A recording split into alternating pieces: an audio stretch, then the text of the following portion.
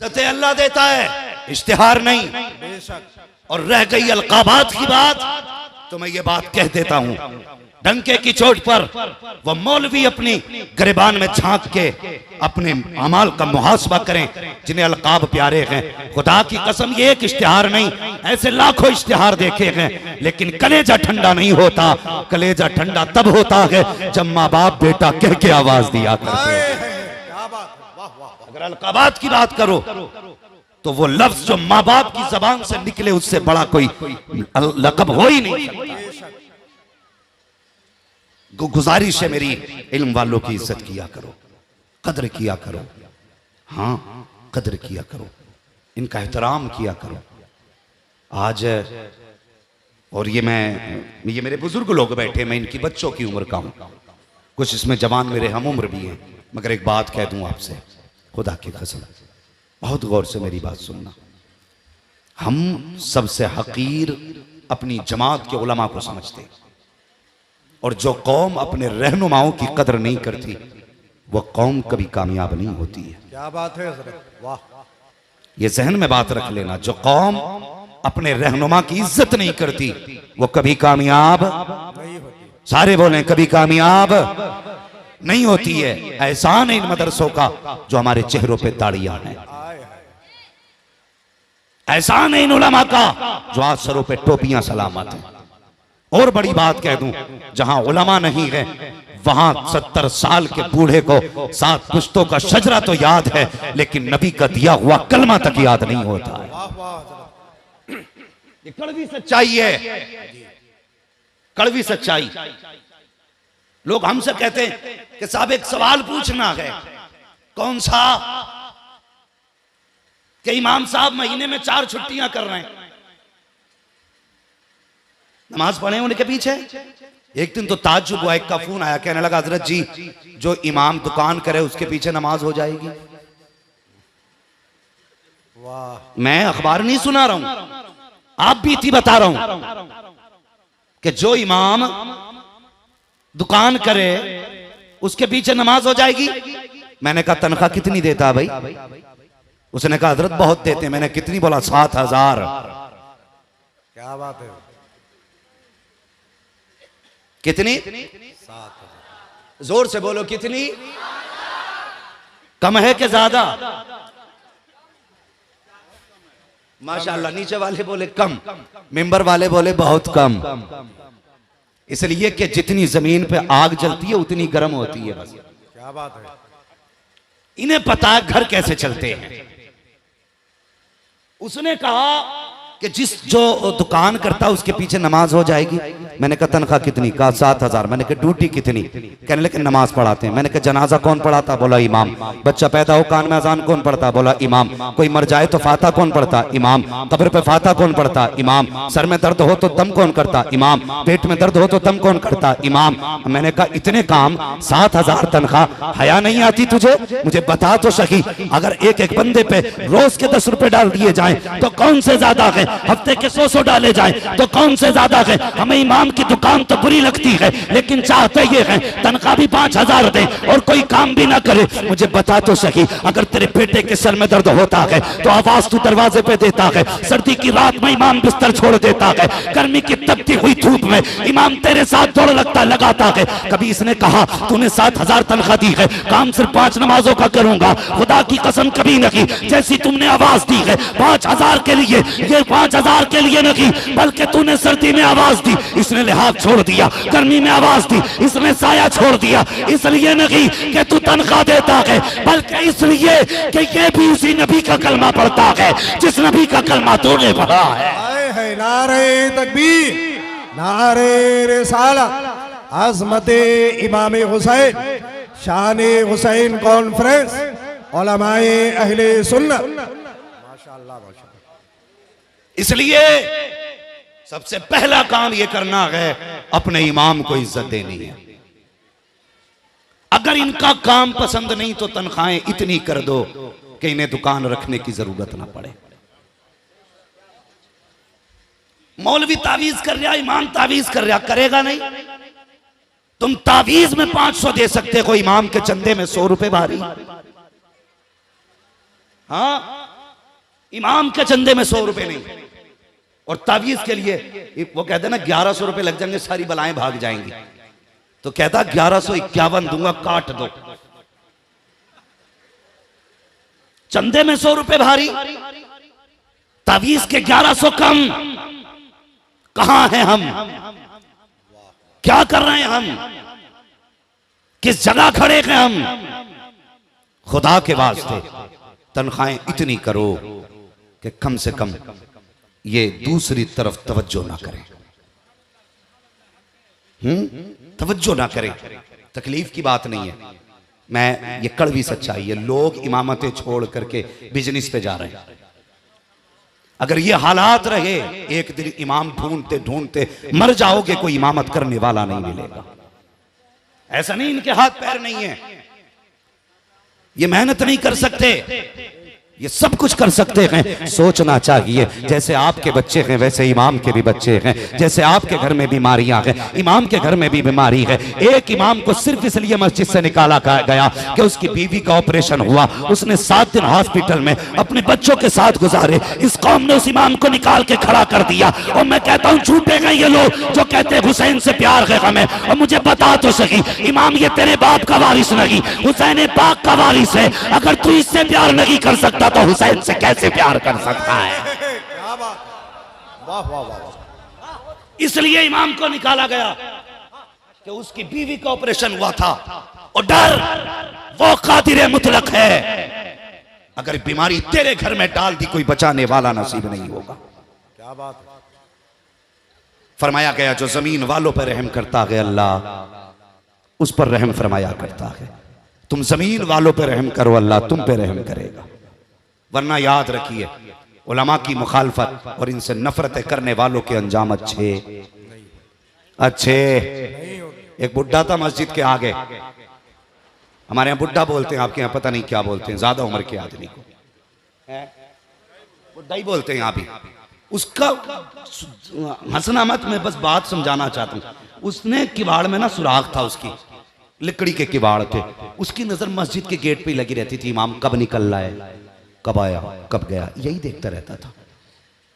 जानते हो, एक दिन ना वही किवाड़ उसके ऊपर गिरा, उसके नीचे दब के बुढ़ा मर गया। इसलिए इल्म वालों की इज्जत किया करो। वरना मैं गुजारिश करूंगा नौजवानों, मरने से पहले कम से कम एक पौधा कुरान का अपने घर में लगा जाओ। एक पौधा कुरान का अपने घर में लगा जाओ। ये पौधा तुम्हें नर्सरी में नहीं मिलेगा। पौधे से मुराद कम से कम एक बेटे को कुरान का कारी बना जाओ। क्या बात है। यही करबला का पैगाम है। सच है। कम से कम एक बेटे को कुरान का कारी बना के जाओ। मिजाज ये है, अमीर कहते हैं बेटे को MBBS बनाना है, गरीब कहता है बेटे को हाफिज जी बना देंगे, कम से कम 2 रोटियां ही खाता रहेगा। ना, कभी बेटे को 2 रोटी के लिए नहीं, हुजूर के दीन के लिए मदरसे भेजना है, कुरान के लिए मदरसे भेजना है। इसलिए मेरी गुजारिश है उलमा की इज्जत करें। अब मैं फिर दुआ करता हूं, अब देखता हूं कितने लोग आमीन कहेंगे। अल्लाह ताला इन उलमा के इल्म व अमर और उम्र रिज़्क़ में बरकतें अता फरमाए, आमीन। अल्लाह सलामत रखे। जिन्होंने आमीन कहा है, मौला करबला वालों के सदक़े में उनके रिज़्क़ में बरकतें अता फरमाए, आमीन। माशाअल्लाह उलमा इकराम ने आमीन कहा। अल्लाह आपको सलामत रखे। कमेटी वाले भाई, आपका जलसा बहुत खूबसूरत है, आप इसको खूबसूरत ही रहने दें जी। बार बार ये उठना बैठना जो है ना थोड़ा कम कर दें ताकि बीच में डिस्टर्ब ना हो।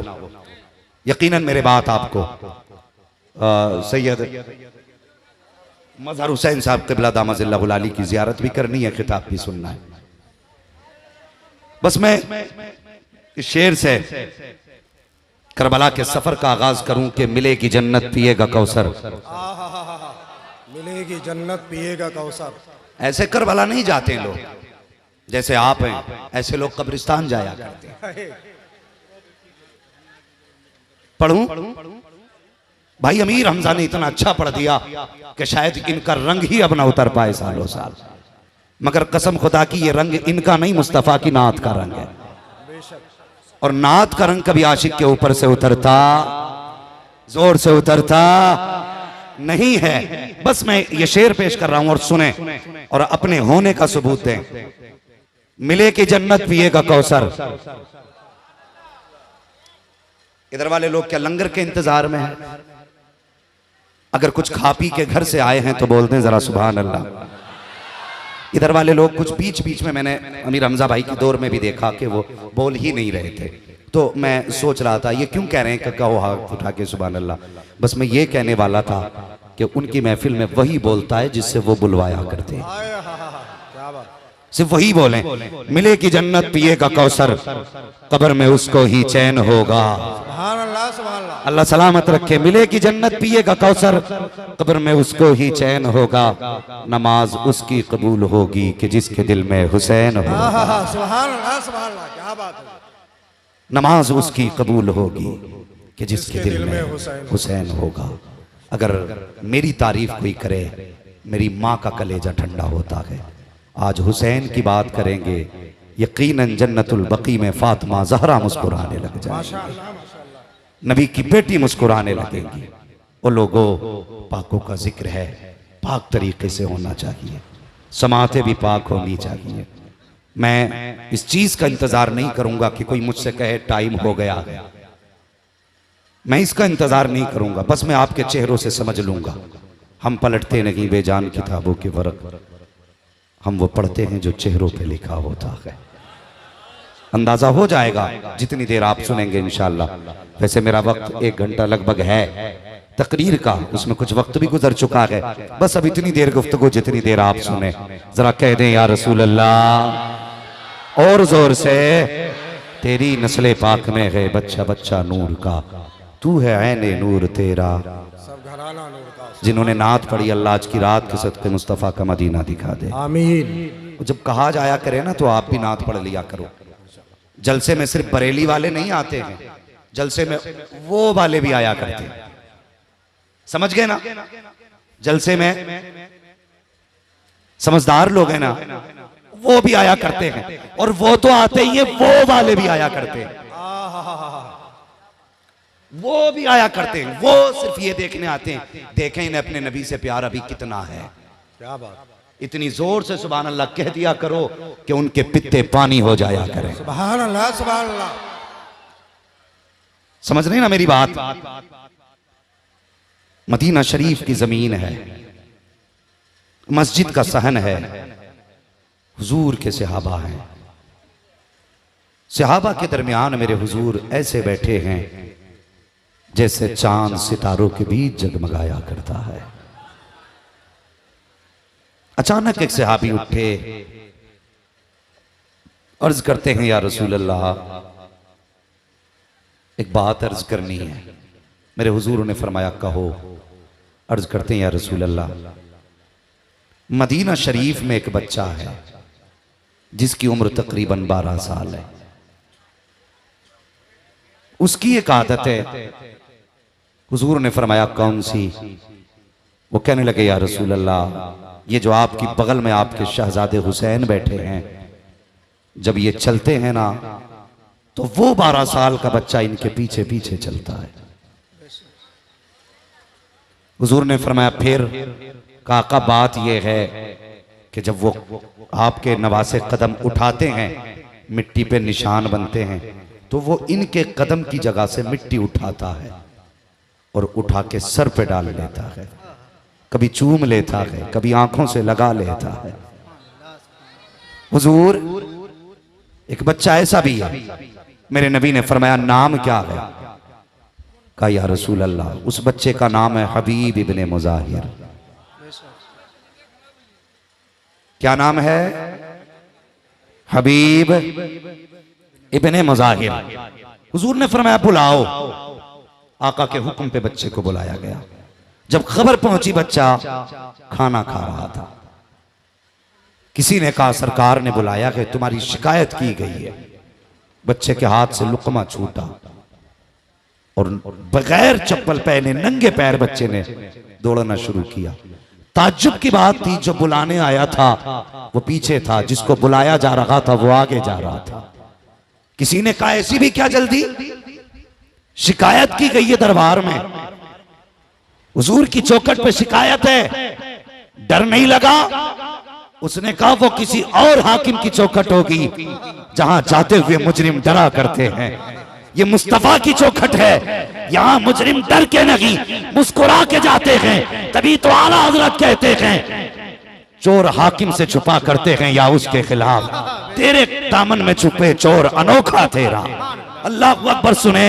बच्चा गया हुजूर की चौखट पे पहुंचा, मेरे मुस्तफ़ा ने देखा, इशारा किया हबीब जरा करीब आई है। हबीब करीब आए हैं। मेरे मुस्तफ़ा फरमाते हैं हबीब शिकायत की गई है। आका कौन सी शिकायत? कहा इसे जानते हो? कहा जी। कहा कौन है ये? कहा आपके नवासे हुसैन हैं। कहा जब ये चलते हैं तो तुम पीछे चलते हो? जी या रसूल अल्लाह। कहा इनके कदमों की जगह से मिट्टी उठाते हो? जी या रसूल अल्लाह। कहा फिर उठा के सर पे डालते हो? जी या रसूल अल्लाह। कभी चूम भी लेते हो? कहा जी।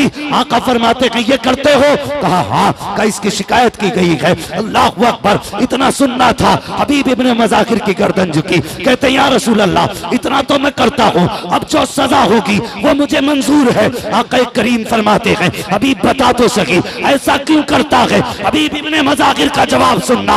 आपने कहा था या रसूल अल्लाह पूरा मदीना हुसैन से प्यार करता है, लेकिन मैं सिर्फ प्यार नहीं बल्कि आपके हुसैन से इश्क किया करता हूँ। नारे तकबीर, नारे रिसालत, नारे रिसालत, शाने इमामे हुसैन, फैज़ाने इमामे हुसैन, मसलके आला हजरत, नारे तकबीर, मुफ्ती हम्माद साहब क़िबला। अभी नाम सुनो। हुजूर खड़े हो गए और यूं बाजू फैला दिए। कायनात की कोई शय हुजूर की मिसल नहीं हो सकती। खुदा की कसम बस समझाने के लिए मैंने हाथ का इशारा कर दिया। हुजूर ने बाजू फैलाए, सीने से लगाया। मुझे बताओ जिनके कदमों को चूमने के लिए अर्श इल्तिजाएं करता हो, वो बच्चा कितने नसीबों वाला होगा जिसको मुस्तफा का सीना मिल गया होगा। हुजूर ने सीने से लगाया और उसके बाद अपने शहजादे हुसैन को उठाया, दोनों के हाथ एक दूसरे के हाथ में दिए और दुआ की अल्लाह मैंने इन दोनों को मिला दिया है, जिंदगी भर तू इन्हें जुदा मत करना। अल्लाह अकबर। हुजूर की दुआ रही, पूरी जिंदगी आपका साथ रहा। कौन है हुसैन? खुदा की कसम आज कौम को लड़ाया जा रहा है, अल्लाह माफ करे। मैं कहता हूं जब तक जीना बरेलवी बन के जीना, ये जहन में बात रखना। जब तक जिंदा रहना बरेलवी बन के रहना। लोग कहते क्या जरूरत है जी? मैं कहता हूं आंख वाला तेरे जोबन का तमाशा देखे, दीदे कोर को क्या है नजर क्या देखे। बंदा कहता जरूरत क्या है, मैं कहता हूं है।